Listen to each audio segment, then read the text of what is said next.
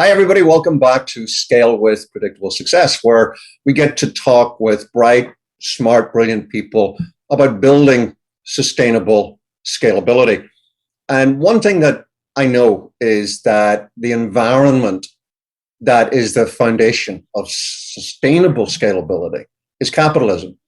And one of the things that I'm really delighted about is to have today's guest, my dear friend, Carol Roth.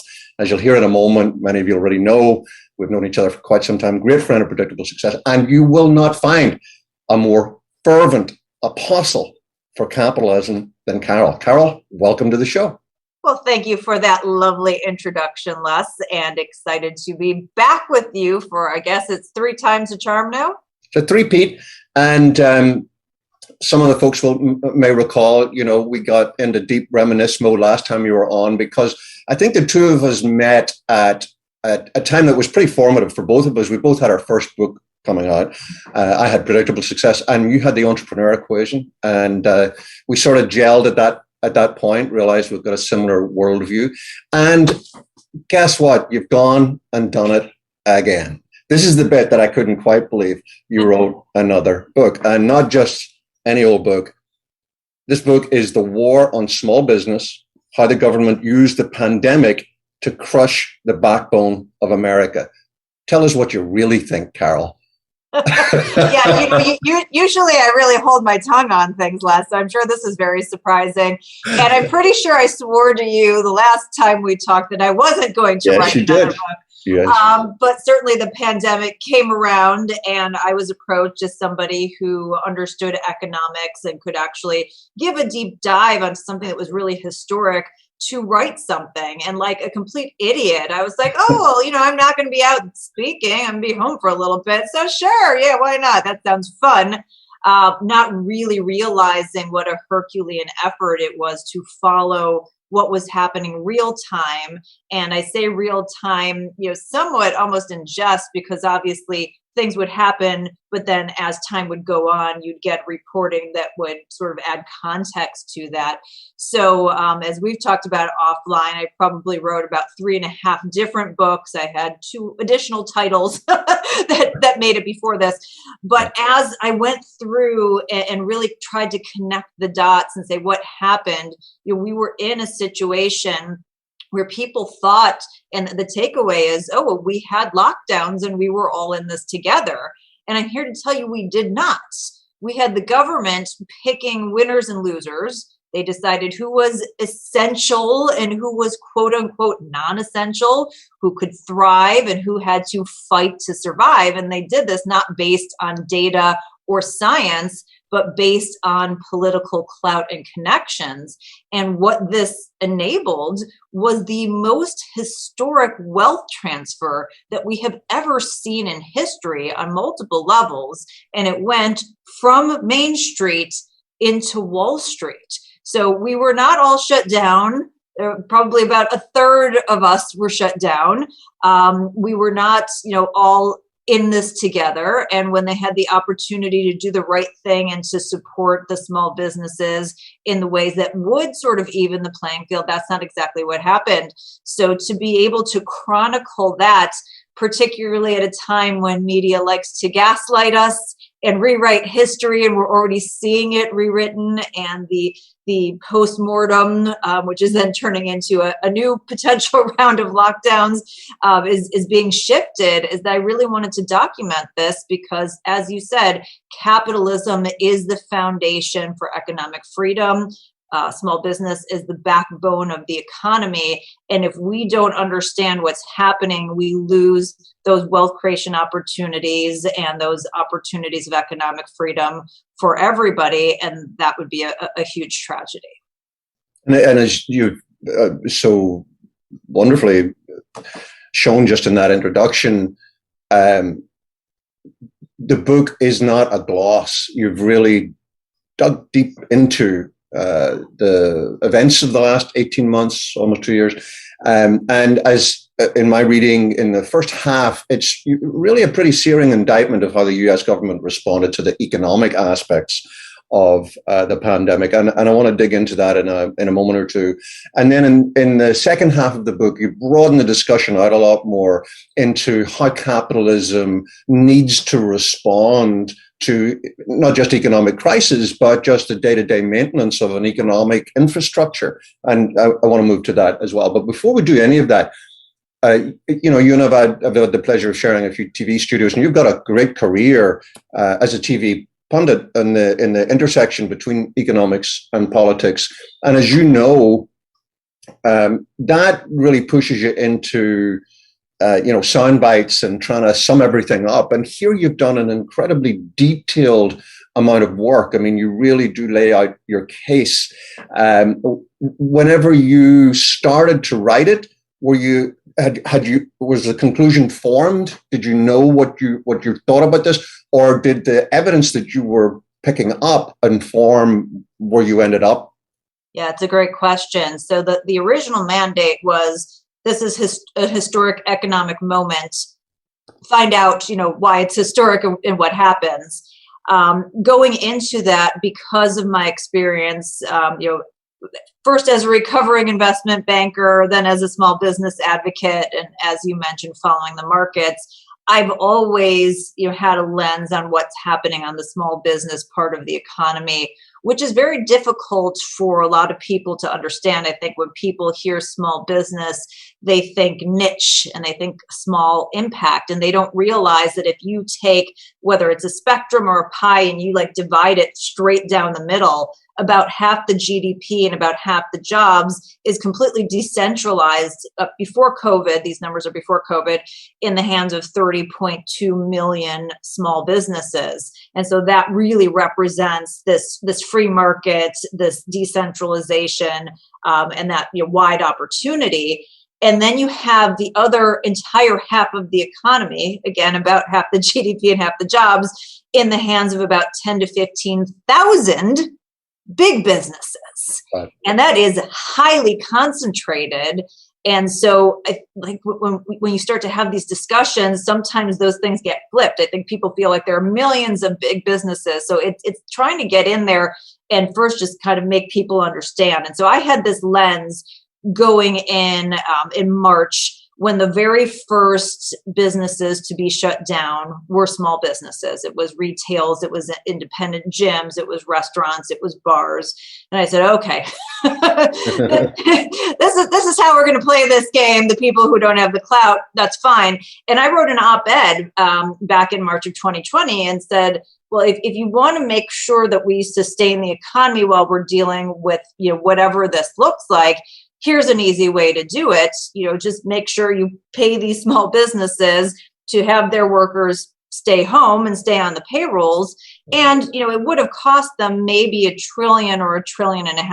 Not to say that that's insignificant, but it's a fraction of the, $6.6 trillion that was spent last year. And it would have preserved people staying on the payrolls. They would have been paying into taxes. So the net effect would have been less. It would have held everything together, and it would have given them 2 to 3 months minimum to figure out a mitigation strategy. And so there was a way to go about this. And the first thing out of the gate that we saw was that didn't happen. The small businesses were targeted. Wall Street was propped up. The CARES Act was a disaster. So the small business thesis was always a piece of it, but it wasn't necessarily the focus. And I would actually argue, even though that it's the title of the book really is more about decentralization versus central planning, and small business just happens to be emblematic and happens to be an easy way to have a nonpartisan conversation at a time when everything is so partisan. I mean, there are very few people that say, bleep you, small businesses. There are some, by the way, I've encountered them on the internet, but most people are pretty sympathetic to the opportunity to kind of create your path. And so I felt like it was a good way to demonstrate kind of the bigger thesis. Right. And it just, as I cleared everything out, that's kind of where I landed. And I actually, by the way, landed at about 160,000 words. And then my editor was like, Carol, nobody's going to read that. We're going to have to get it under 90,000. And I said, fine. That's a better problem to have. Yeah. Which, by the way, when I was going through the fact checking, because that's the other thing on the book, everything is sourced in this book, like everything, like from major outlets. So when I was going through the fact checking on the hundreds of sources in there, at that point I was like, oh man, I'm really glad that we cut this down by like 50% because, if I had to do this for another few days, my eyes would have fallen out of my head.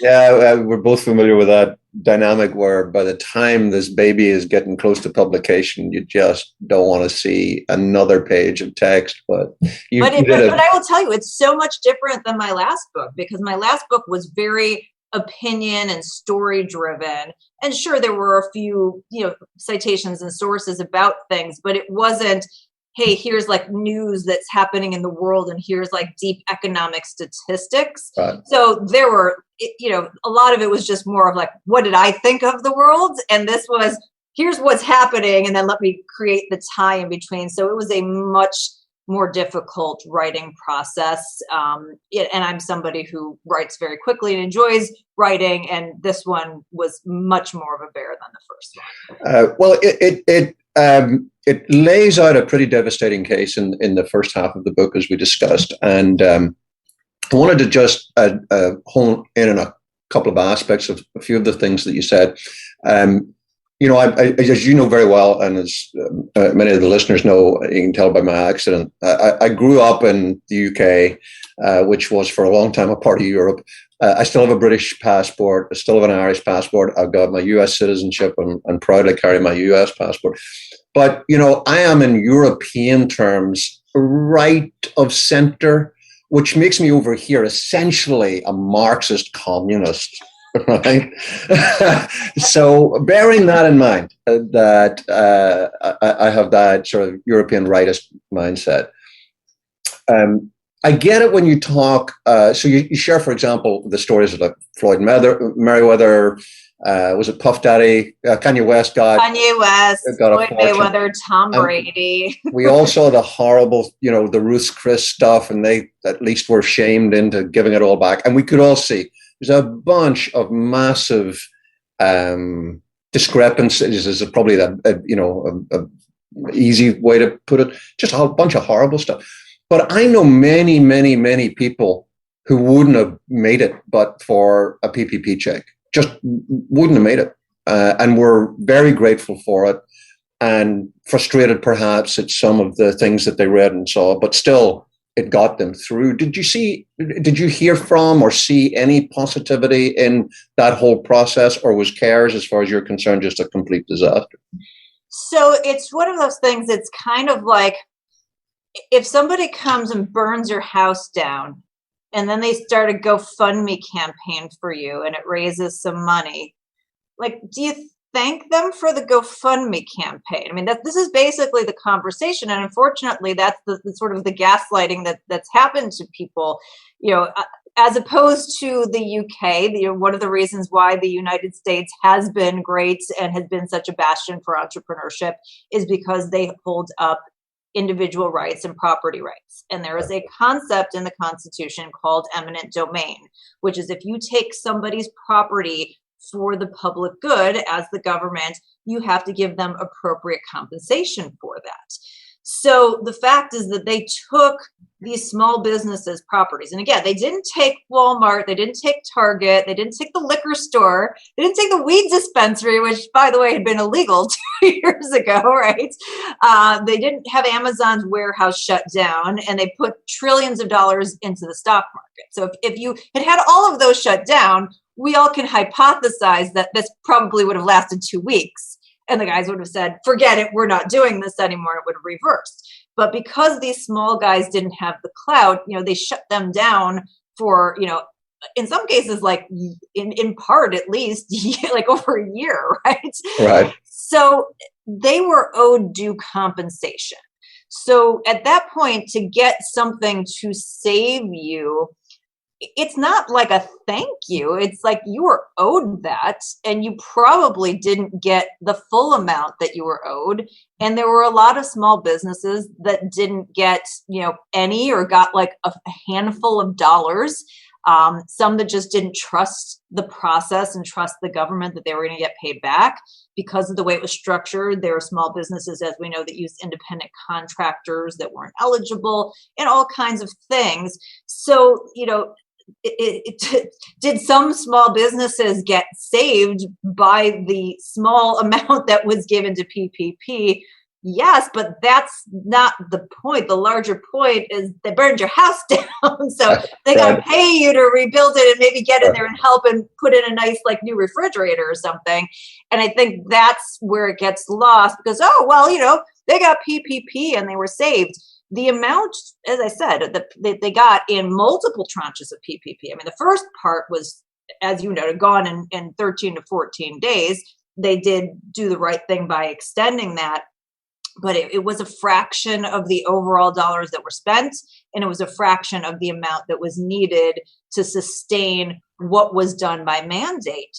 And I will contrast this to, like, if you think about the Great Recession and you think about the banks and you think about these sort of extra risks that they took on too much risk. And it had consequences, not just for the U.S. economy, but really for the whole economy, based on their own actions. And they were told they were too big to fail. They got all kinds of money, which, they didn't have to go somewhere and fill out an application for. It was just like delivered to them. And here you had the opposite situation where the small businesses of no fault of their own were told that they couldn't work, yet they were told they were too small to matter or too hard to control or whatever you want to say by the lack of money that they got. And again, small business and big business, they're both half of the economy, but because there's so many more in one half, they just weren't treated the same way. Right. The Kennedy Center got $25 million. All these other big places got money that they didn't have to jump through the hoops to even get. So yes, there are small businesses around, but we have to understand that, like, that's the thing that they want you to take away from it. And that's not the thing that you need to take away from it. Okay, so there are two things there. I want to come back to the not needing to jump through hoops bit, because you talk very eloquently about the crony table, which I found fascinating. I want to come back and have you share with the listeners your view on the crony table. The other thing that I want to talk about is the they that you just talked about, and I want to just hone in on that a little bit. But before we do, I want to ask you something that actually you don't mention in the book, but just genuinely out of personal interest. So you talk about, for example, the story of, was it Shelley Luther was the woman who opened her hair salon, ended up in jail for a few days. And you have a great line in the book, and I'm paraphrasing this, and I shouldn't paraphrase a great line. I should read exactly what you said. But essentially, Shelley Luther was put in prison, full stop, in America, full stop, in 2020, full stop. Now, there is a perspective that's, I think, a valid one to be held, that, and I don't want to personify Ms. Luther, but people who were either put in prison or fined or whatever, were fined not for going to work, but for being a public health risk at an incredibly dangerous time. And I just wondered, I know it's not the ambit of the book, but just as a person, you're one of the reasons that we love each other so much is that you've got great opinions and you don't hold back on them. What's your view on the role of government in keeping its not just workplace, but people in general healthy? What's valid for them to do or not to do? So let me ask you this question before I answer. Oh, no, you're not going to do the turn the table thing, are you? It's just, I think it gives the context. Is what do you think government does well in the United States?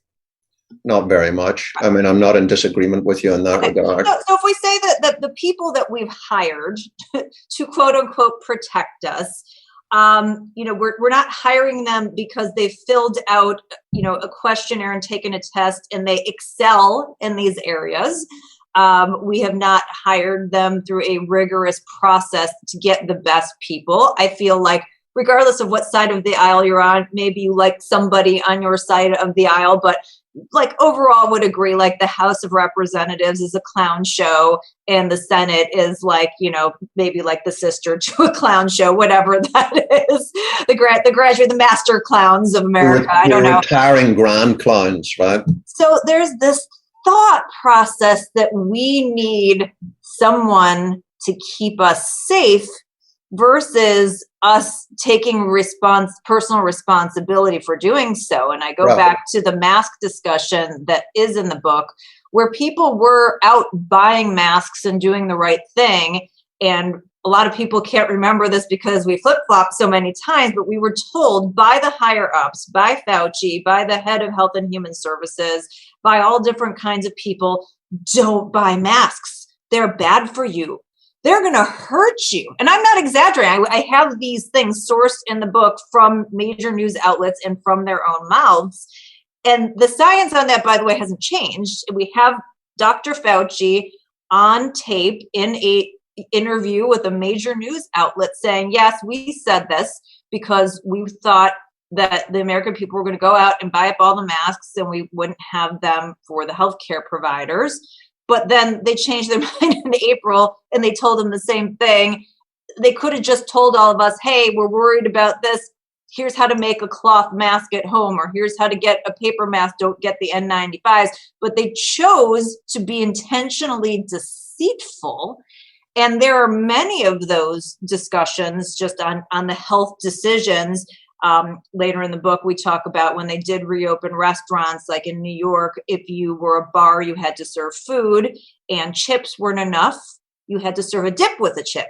So the dip is now the protecting you from COVID, apparently, and their curfews. So the role that they played was not a role. I feel like if they would have empowered us individually, and by the way, shared the science and data, which was the vulnerable population, which we all knew by the beginning of March, is the elderly. Yet they, in certain places, they sent those elderly who had COVID into nursing homes. Again, these are the people who are charged with the decision making.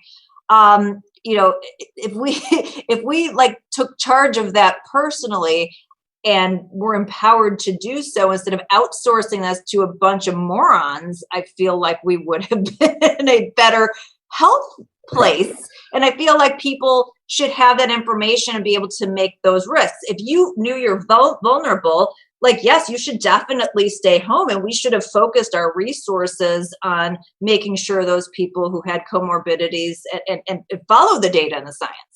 But they didn't do that at all. So there's no sort of history to show that government has a good role in protecting us health. I think they did a really crappy job. And by the way, this isn't by party. Like, I don't feel like if we had a different slate of people in there, because we've seen this now under two administrations who are doing a lot of the same kinds of things. The fact that we are trying to outsource our common sense to a group that is politicized is not, I think, to the public health benefit. But again, even if you think that it was, we didn't have full lockdowns and we didn't have full liberty. So like both of those options were on the table. They did this like mashup that didn't get to either of those ends. And you mentioned, a couple of different things in the way through there.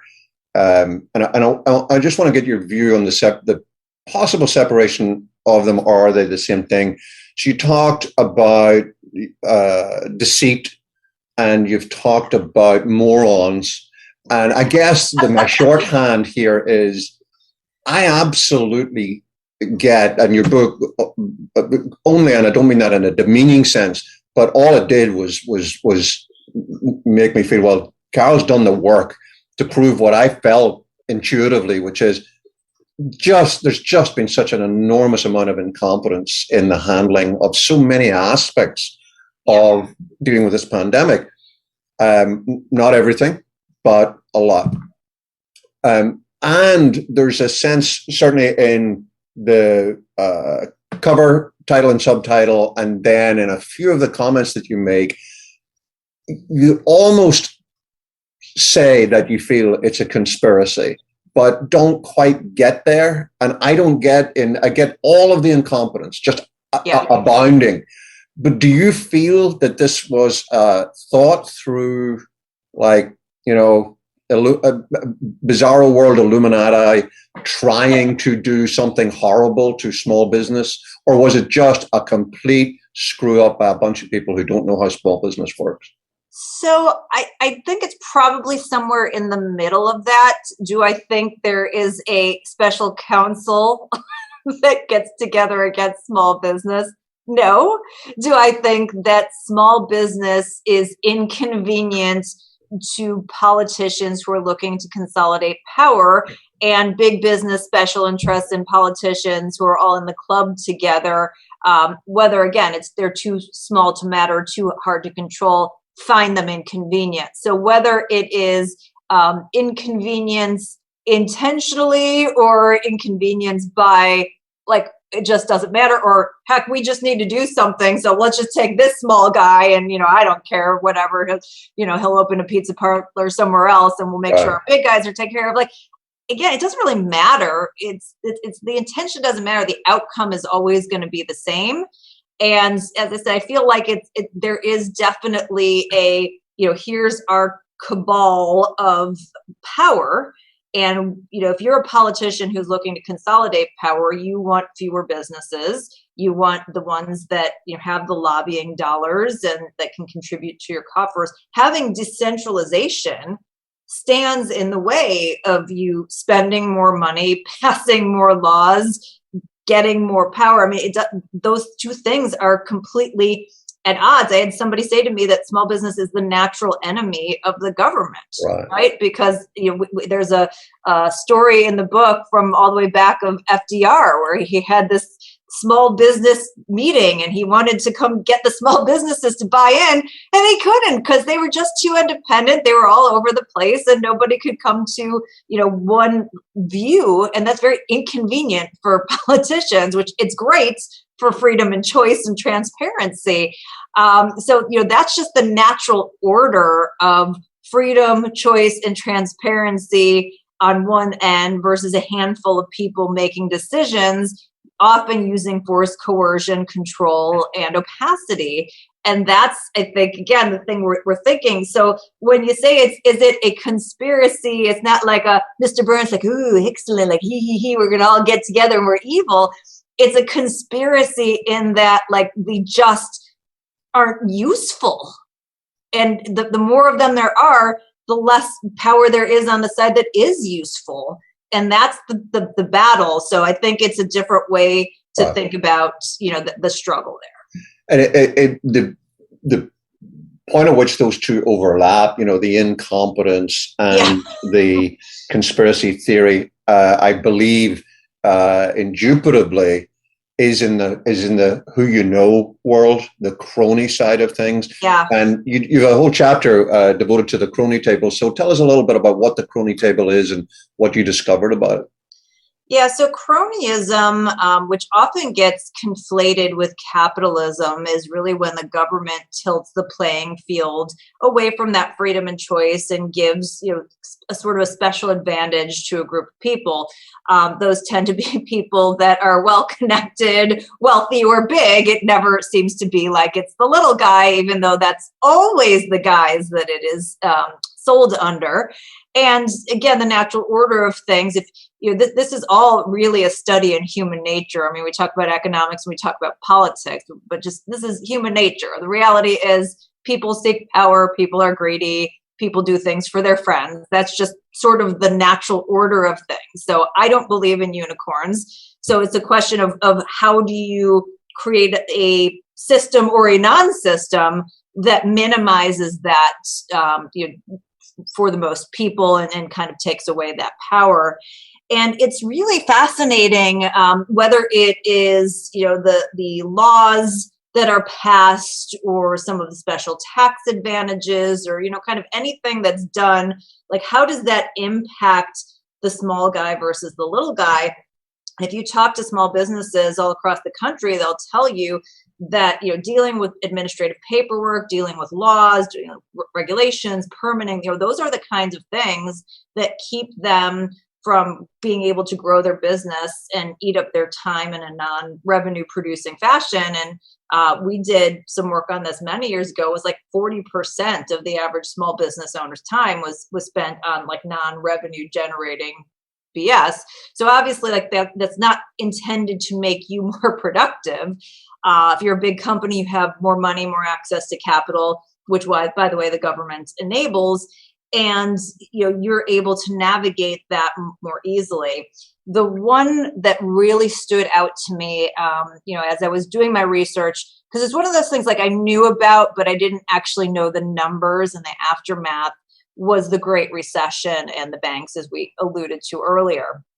So we said the banks, took on this outside risk, and they were going to get some kind of punishment after they got their reward of the taxpayer bailout. And that came in terms of legislation, Dodd-Frank. Great to think we're going to rein in the big banks. That's a good thing, right? That's good for everybody. So what ended up happening, it was so onerous to comply with that it ended up killing the formation of small and community banks. It put a bunch of small business banks out of business. And if you've ever tried to get a loan before, you know that the best place for a small business to get a loan is from a small business bank, because they have less capital to deploy and they're able to do smaller chunks. The big guys, it just doesn't register for them. So it ended up killing small business lending as well. That just went down. I think they said it went down like 80%. It was insane. At the same time, the big businesses now had less competition and they had more capital being pumped in from the Federal Reserve, and big business lending and their business went through the roof. So you have this legislation that is meant to punish, meant to rein in the big banks that gave them free rein. Right. And so those are the things that happen every single time because of the structure of who's writing the laws, who's on the inside, who has the lobbying dollars. So anytime you have a problem that's enabled by government, having more government in there actually makes the problem worse versus just letting the market sort it out. And so again, these are the kinds of things that good intentions don't produce good outcomes. And I feel like we're in a point in our history where we're spending too much time talking about intentions versus outcomes. As you know, you are the business operations master, and this is all about outcomes and bottom lines and what processes do you put in place to ensure that to happen. And the government is at the point of diseconomies of scale. And can't do anything well, let alone one thing. And we're asking it to be involved in all these different aspects of our lives. And at the end of the day, it's to the detriment of our economic freedom. Yeah. And I want to move to that. Where should we be heading? And cover the ground that you cover extensively in the second half of your book. But one final sort of resting point on what's been going on before we do that. You make it pretty clear in the book that you're not a great fan of Jerome Powell's Fed, the Fed in general. Just share a little bit of your thoughts about that. You make a fascinating point, which I didn't know. You point out that the financing model that the Fed has actually means that it's not independent. And I'd love you to just share a little bit more about that. So I have a whole chapter on the Fed, and it's one of everybody's favorite two chapters. The Fed in China. It's my favorite two chapters. It's everybody's. And I think the reason people like the Fed chapter and why I felt so strongly about devoting an entire chapter is that A, it's the source of many of our problems and much of the unequal playing field. B, it's so wonky and hard to understand the way that people talk about it. And because of the way that it's designed, frankly, because it's designed for confusion, that most people have kind of heard about it, but they have no idea what it actually is, what it does, or the impact that it's having on their lives. So you have this weird scenario where it's this group of banks that then has a board of governors and a reserve bank, and it gets its authority from congressional mandate, but then it gives its profits, if it makes any, and it gets profits by if it's holding securities on its balance sheet and it making any interest or anything on that, it gives it back to the Treasury. So it's like you have this like weird hybrid where it's like wink, wink, nudge, nudge. Oh yeah, we're independent, but they're being driven in a sense by the banking interests as well as Congress and the government. And it's enabled, this insane change and an insane transfer of wealth. So, as I mentioned, this was historic. There were two things that happened during 2020 and continuing this year. One is that when they shut down the small businesses, if you had dollars to spend, you were going to go spend them at Target or Walmart or Amazon, the places that were open and could accept that money. And so they had record quarters. I mean, it was like insane in terms of the amount of revenue that they generated, while hundreds of thousands of small businesses were murdered and millions more were struggling to survive. Like they were hitting records. So I think that part is very easy for people to understand. The hard part to understand is that the tools, put that in air quotes, that the Federal Reserve uses in terms of artificially depressing interest rates and then going in, buying securities in the market and putting it on their balance sheet, what that does in effect is it disrupts risk. It means if you are a saver or a retiree, that you put your money away in the bank and you're earning nothing on it. So if you want to be able to keep up with the cost of living or to live your life the way that you had expected, you have to take on more risk to get the same return that you would under normal circumstances if the Fed wasn't doing that. Wow. The same banks then take this money, which basically is almost free at this point, right? They're not putting it out at very high interest rates, and they're giving it to the big companies. And they're able to use that to then go and compete with you as a small business owner. And because of this disruption of risk in the market and the amount of money that's flowing in, the valuations of the companies expand. So we had 7 tech companies that gained $3.4 trillion in value in 2020. We had a record year for IPOs. We had a record value in terms of the amount raised by SPACs, which are these highly speculative investment vehicles. So if you were big and you can access capital and you had this kind of off balance sheet, like weird organization, mafia behind you, like you were doing really well. At the same time, the rest of us, that were shut down, were struggling. That these businesses were going out of business, that people were really just doing everything they could to cut their salaries to make sure they saved their businesses. Like the imbalance of that is horrendous. And then the worst part about the whole thing is then people blame it on capitalism and say, oh, well, that happens in capitalism. Well, the Federal Reserve putting more than $8 trillion on their balance sheet and holding interest rates artificially low isn't capitalism, that's central planning. And that goes back to the government interference and tilting the playing field away from us and transferring these wealth opportunities.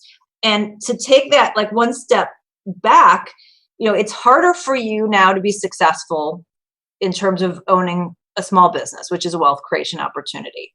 You have to take on more risk to be successful in the market. That's a wealth creation opportunity. They have given so much money to these big firms and made it so hard for them to find a return on investment anywhere because of what they've done in the market that they are now competing with you to buy a house. So if you're going out and trying to buy a house, you now have pension funds and private equity firms that are out there competing with you. That's a wealth creation opportunity. So you have the government interfering and making it harder for you as the average American to create wealth. And then you hear about the inequality of capitalism. That's the inequality of central planning. And so I think it's important for people who want to right that ship to understand the fundamentals of these things so that we can have the appropriate discussion. Because I guarantee you, nobody who's listening here has called their representative and said, "Representative, I need you to rein in the Fed." But honestly, like, that's one of the first things everybody should be doing. And it's not part of our discourse because it's intentionally designed to make you confused. You I think, summarize it really well in a wonderful sentence. You say, there are no varieties of capitalism. Right. Right? It's capitalism. And what you point out is the degree to which, I'm not going to say we've been hoodwinked or whatever, but a lot of us have come to accept central planning as an integral part when it doesn't need to be. So let's move to, the whole of the second half of the book. You have a wonderful tour d'horizon of capitalism in its pomp, if I can put it that way, what it looks and feels like when it's doing the right thing. Apart from calling our representative and telling them to shut down the Fed, how do we get from here to there? What are the practical steps in trying to take what is an enormous, lumbering bureaucracy and turning it into effective government, in your view? Yeah, I mean, it's getting rid of as much of it as possible. And I think if you ask most small business owners what they want more than anything, it's just to be left alone, right? That they don't need any help. They just don't need the barriers that make it difficult. Or if they do want help, it's, well, you gave this help to this big guy, so we just would like for it to be even. And that's the problem, is that we're continually told, oh, we need more spending in this area, or we need more purview, or we need more rules, or we need more laws. Right as we're recording this, between the PRO Act increasing the minimum wage, and now there's a framework for a $3.5 trillion budget that expands the government's touch points in lots of areas, and expands things that look a lot like universal basic income under different names, and look like laying the foundation for Medicare for all, and all of these issues. And I think that a lot of us agree on the same issues. Like, we agree that healthcare is a mess. We agree that the education system is not working, but too many people want to throw more government in to solve the problems that have been created by the government. And so what people should be doing is standing up and just saying nothing. Like, we complain when we don't think government's doing anything. Like, that's good. That's a good thing. We need them to do less, and we actually need them to take back and repeal being the middleman. And I just kind of go back to the concept of all these people that talk about monopolies, or middleman, and like how those aren't necessary. Well, the biggest monopoly we have is the U.S. government. The biggest duopoly is the two-party system, and the biggest middleman is Congress. Like, they're in the middle of everything. So if you really believe in those tenets, like let's apply them across the board. And yeah, I mean, this is not an easy thing to do. So, what you can do, you can vote with your dollars. You can support small businesses, which is an important thing to do, because we have too many people who just reflexively go and give their dollars to big companies. And again, nothing wrong if you get value from them. I'm capitalist. But again, in terms of that power dynamic, you need to be more thoughtful about your role in terms of that. And then in terms of being supportive of policies that continue to feed the monster, just maybe think about, like, is there a different way? Is there a better way? And is freedom and choice and us all making our own decisions going to lead to a better outcome and more transparency than a handful of people who don't have expertise making the decisions and then forcing or controlling or coercing everybody to follow along? Well, sadly, I agree with so much of what you just said. And sadly, history shows that in its nature, government expands to absorb the revenue available. That's just what happens. You start somewhere, and once you put that piece of yeast in and you have your first governing organization, it will expand so long as there's revenue it can absorb. And turning that around is going to be a pretty tough thing to do.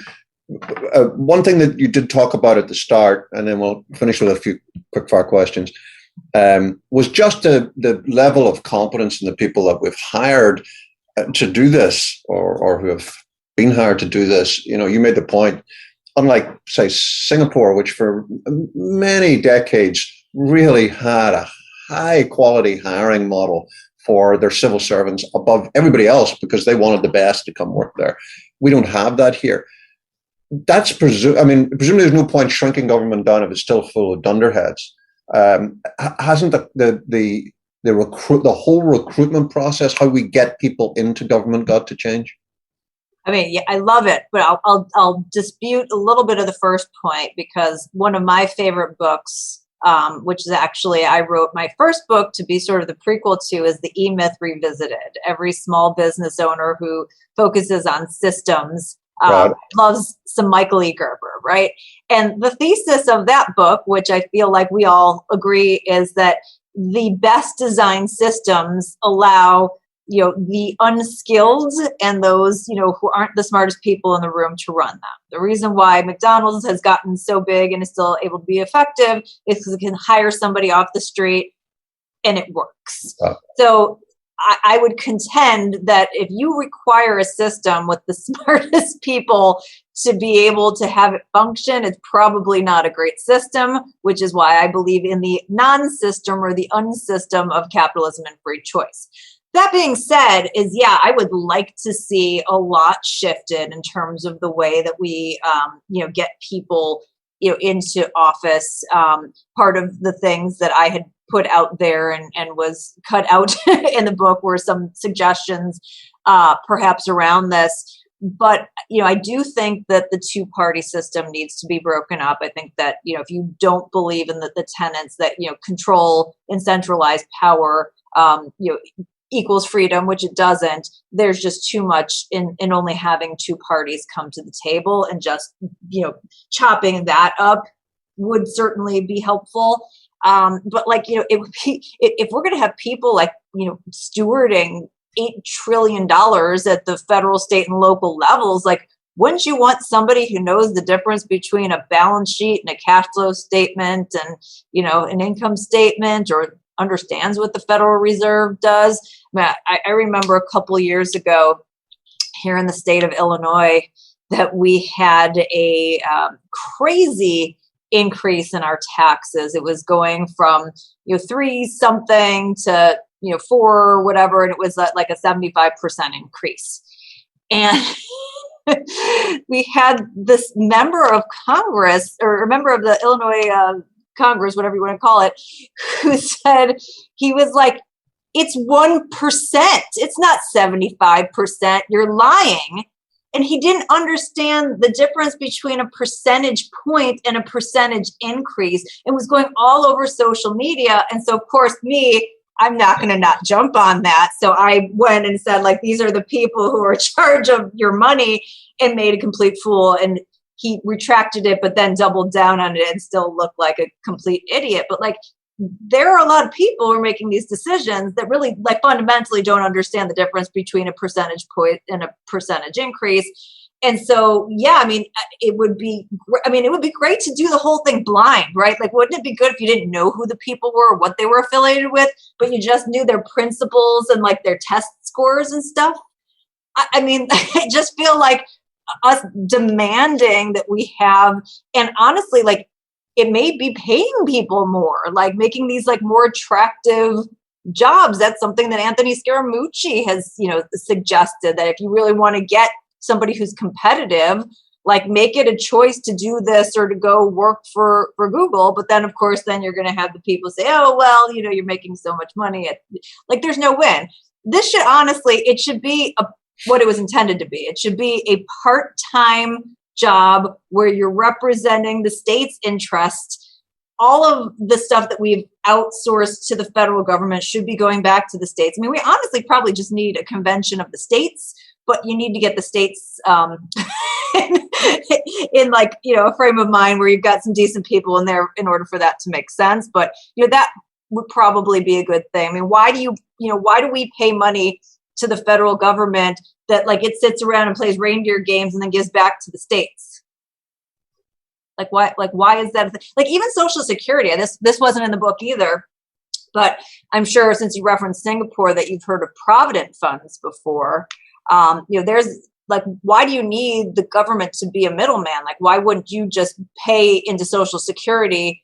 And even if it's a government requirement, you actually own that money and then you can invest it to get a return, assuming that the Fed wasn't messing with the market, instead of the government going out spending it and then having an IOU on future people in order to be able to do it. I mean, there's so many things, so many ways you could bring capitalistic tenets and take the government out of the equation and limit their power as a middleman. But unfortunately, people keep trying to push them in the opposite direction. So. One small point that came up in what you just shared that I don't want the listeners to miss out on is, folks, if you do want to see Twitter snark done correctly, just find Google. Find Carol. She's not hard to find. Just Google her name. And if you want to see the epitome of that, Google a little further and have Carol Roth. And you know who I'm going to say, Carol. I do. Piers Morgan, and I'll say no more. It's worth finding that exchange. By the way, that still goes viral on a regular basis, and I'm still sure. Have people. We're now 12 years. 9 years. 9 years into it, and it's still people are still finding it, and every time it still makes me laugh. So. Me too, and it's worth folks going and finding it. Okay, let's finish with a couple of quick round questions, and you've already touched on one of them. States' rights. What did the work and research that you did here? What were your thoughts about how the states handled the pandemic versus the feds, the federal government? So, I mean, it's interesting. A lot of people forget the federal government under Trump is the one who came up with the inane 15 days to slow the spread and gave that blueprint to the states, who ran with it and used it cover to become 500 days to slow the spread. So I actually thought it was very appropriate that they left it up to the states. I think that, again, given our geography, the number of people, the scale that we have, that it's impossible to have one size fits all plan. That being said, that a lot of states didn't do a very good job with it either. I had a tournament of the worst states governors for small business. And it was very hard. We had a bracket. It started with a Sweet 16, I think, and it was very hard. There were a lot of people who were left off that deserved to be on there. And by the way, Gavin Newsom happened to win the whole thing, slowly edging out Andrew Cuomo. But there were a lot of states that really didn't do a great job. And the interesting thing about it is if you go back and you look at the data in terms of death outcomes, the ones that had the heavy hand didn't have better COVID outcomes because of the way that they put it out. They weren't targeting the vulnerable populations. They were doing this, weird connected, not connected, small business, big, whatever. And so while economically there was some variance, there was definitely not in terms of the healthcare outcomes, which I think, kind of speaks to some of the things we were talking about earlier. Which probably, I think, is going to lead to the answers to my next question, which is who across the whole panorama of actors, who did come out well? Who do you admire for how they approached the pandemic economically? I'm not one of those, I don't admire people. I just kind of like principles, and I don't like parties. And let's put it this way: who would have been on the other end of the Twitter? Well, I'll lump them all together, because then somebody's gonna be like, oh, I don't like this person. Like, just from a principle standpoint, as I said, I feel like those who let people make more of their own choices, who were on the side of freedom, who didn't do sort of indiscriminate lockdowns. I feel like, those people who were more transparent with the data did better and had no worse, and in some cases better outcomes. Obviously, part of that has to do with geographies. If you were in a big city, you're going to geographically, where you had a lot of older people, that's going to skew the numbers too. So we have to, think about that. But yeah, there are definitely some states, and there were also some smaller states that did a horrible job. I mean, New Mexico was one of the worst. And you would think that would be a state that maybe would be, a little bit, because it's more spread out and it's not as populated, whatnot, and disaster there. So, as I feel like those that erred on the side of trying to follow at least some semblance of data, empowering people to make decisions, being super clear about the data and not trying to pick winners and losers, I think that those had the better outcomes. And finally, what would your approach be, or what would you suggest an approach would be to the current hiring issue? The fact that we've got mounting job vacancies, but I'm in a small town, local restaurants can't get anybody. Yeah, everybody's screaming for employees. So this is long tail outcomes of central planning. And again, we can argue about whether this was intentional or not, to get more people conditioned not to go back to work, to be on the government dole, to prime them for UBI. We now have 10 million job openings in the US. I mean, it's historic. And people received stimulus. They received enhanced unemployment benefits. And this is really important because there's a lot of misinformation around this. If you work, your employer, or if you're in one of the 5 states that has you pays in on your behalf, and you have access to unemployment, which that's fine. Everybody should do that. But what they did starting in March is it started at $600 a week, and then it was down to $300 a week, is that they gave you an incremental amount on top of it, this enhanced unemployment, this extra benefit. And that made it, really financially, for a lot of people, it made it that they didn't want to go back to work, because either they were making about the same, or even if it was a bit less, by the time you have gas and you have to commute and all this stuff, it just wasn't worth it. So now you have the government competing with businesses for employees. If we go back to what I said from the beginning, if you would have paid people to stay on the payroll, you would have paid them and say, instead of giving it through unemployment, we're going to give it to you as part of this relief, but you have to stay employed. You have to stay committed to that employer and go back to work when they reopen. We would have preserved the businesses. We would have preserved the jobs. People would have still had that loyalty to their jobs, and then they wouldn't have had that disruption. And this heavily falls on the shoulder of small businesses that don't have the access to capital to be able to withstand this, or the ability to close certain locations and still come out okay. They're contending, first they had the mandated shutdowns, then they had the employment issues. They're having price increases from the inflation that's been caused by this whole supply chain disruption. And then, you get to the point where there's so much demand from consumers. So like you go to the restaurants, they're dealing with all these issues. They've increased their prices. They have no staff. You have a bad experience, and now you're not going to want to go back to that restaurant. So it's just a no-win situation. And the important takeaway is that was not caused by the pandemic. That was caused by the government's reaction to the pandemic. And there are so many different things, as we've discussed, some of them that they could have done if their intention was not to cause chaos, and or that they had anybody competent leading the charge, and it was done the way a business person would do this versus the way a politician would do this, that would have produced an entirely different outcome that wouldn't have been so devastating for the people who are the most vulnerable.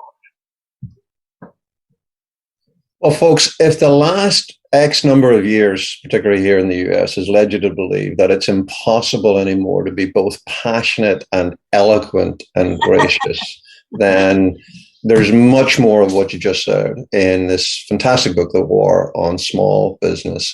My dear friend Carol Roth, my best ultra-capitalist friend, thank you so much for coming back and sharing with us. Thanks, Les. And if I can just make one more plug, since we're talking about this, if you want to buy the book, and I hope you do because it's an important education, buy it from your local bookstore. Go to bookshop.org and they will fulfill it locally, because for us to have this conversation and then just go the easy route to one of the biggest names, again, if that's what you want, I'm a capitalist, please still buy it, but be thoughtful, because this is like the first step into being thoughtful about how you put your dollars and you participate in capitalism. But thank you for being a warrior for businesses, and hopefully we can save some more together. Well, I look forward to welcoming you back for episode 4. Thanks, Carol.